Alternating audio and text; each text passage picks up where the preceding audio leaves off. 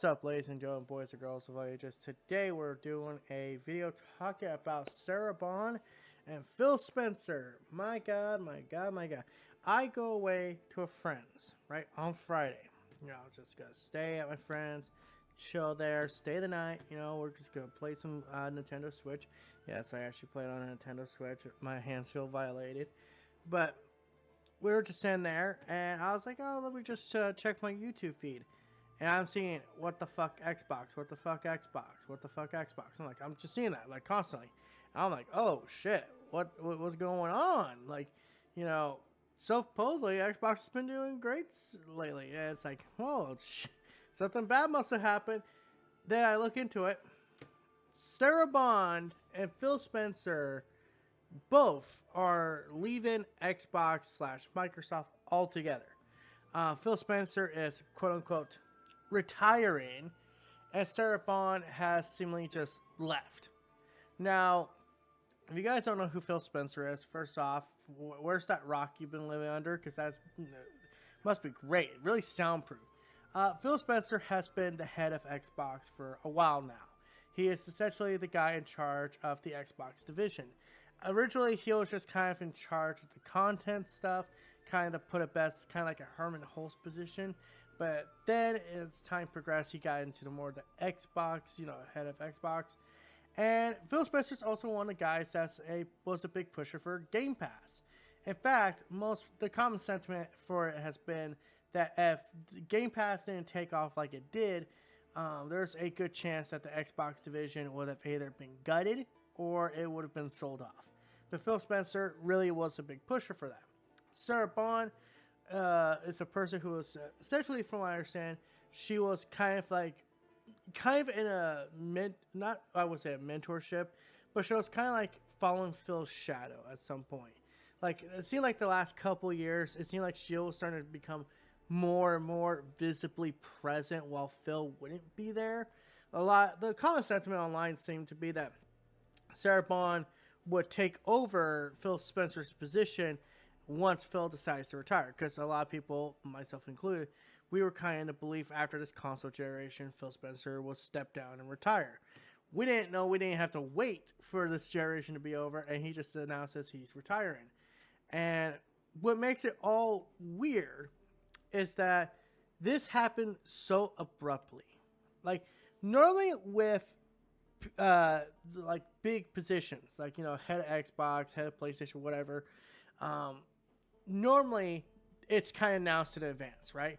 When Jim Ryan, for example, decided to leave PlayStation, it was announced in advance. It was announced like months before he would actually effectively leave.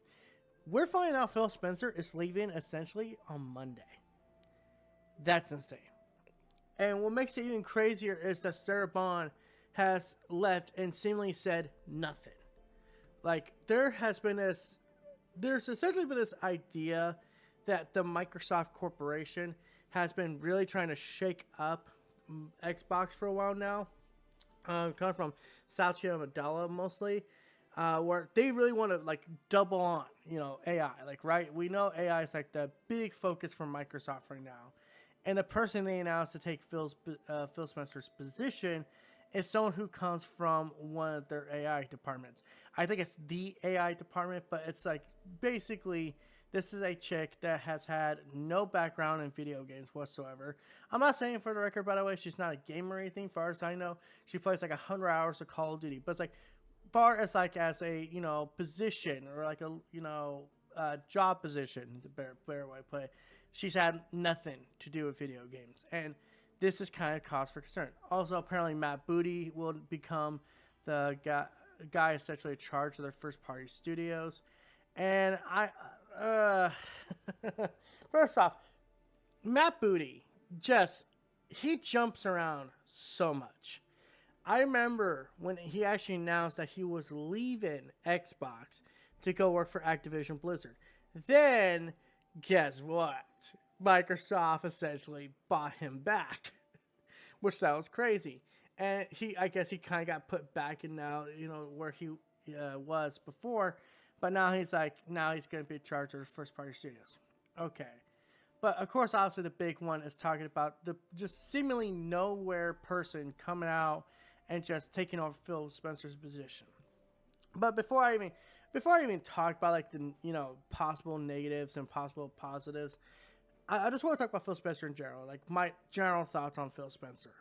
I think Phil Spencer, for all intents and purposes, despite the fact that I will admit that I rode his ass a couple times, talked about how many times he lied.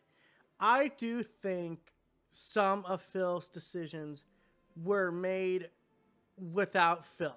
The best way to put it. I think people at Microsoft, specifically Satya Nadella, I think they overrid him.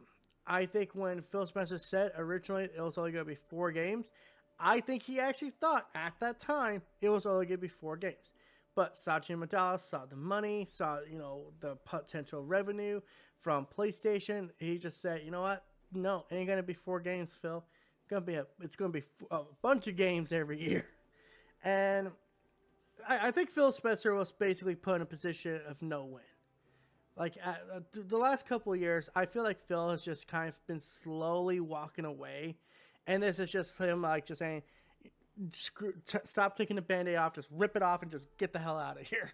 Because I think Phil smells the blood in the water. So I think a lot of people who come from the older Xbox,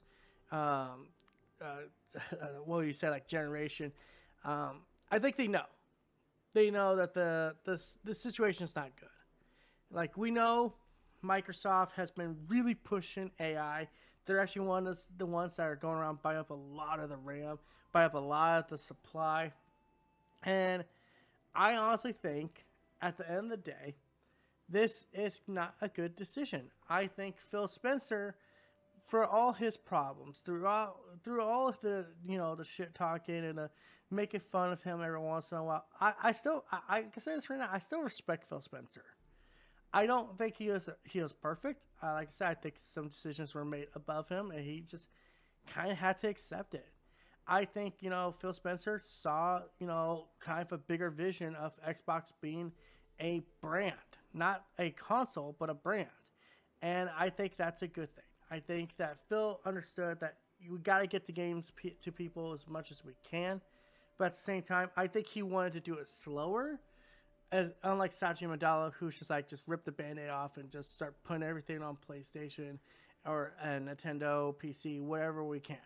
So, yeah. As far as the new person goes, I have no... I'm just being honest here, I don't have confidence. Again, when someone's coming in from the AI department, and we know this is an AI heavy company these days, I just really don't have a confidence. I know this is kind of a meme in the circles, but I really do feel like Xbox is dead. Like the more I pay attention to what's going on over there at Redmond, I just sit there and go, yeah, I'm not interested. Like, there was a part of me earlier this console generation, I was thinking I did want to get an Xbox, because I was like, man, they seem to actually have some games. They had some games, and they still have games that are interesting, but you don't need an Xbox. You have a PlayStation and you'll not really miss anything. We're getting Fable, we're getting Halo, we're getting basically anything we could ask for at this point. And it's like, so what's the point of buying an Xbox? And I think that's really that's kind of the pro and the con, right? It's a pro because it's good, consumer friendly. It's a good thing that Microsoft is pulling away from the traditional traditional console mindset. But at the same time, it kind of makes your console not worth anything. Like, we're just being honest. The Xbox brand is not essential. It's not even a real competitor to PlayStation. It's not a competitor to Nintendo. Hell, even like Steam Deck, arguably, is much more of a competitor than the Xbox consoles. But yeah, that's my thoughts on this whole situation. And like I said just a couple minutes ago, Xbox is dead. And I hate saying that, because I have a lot of love, a lot of nostalgia attached to Xbox. Not as much as PlayStation, obviously, but I'm still a classic Halo fan. I am still a classic Gears of War fan. I still like, the original Fable game. when Xbox was at their best, it was some of the best gaming you could get. Period. But ever since the 360, the end of it, or more like towards the end of it, I just think Xbox has become a victim of the microslop machine.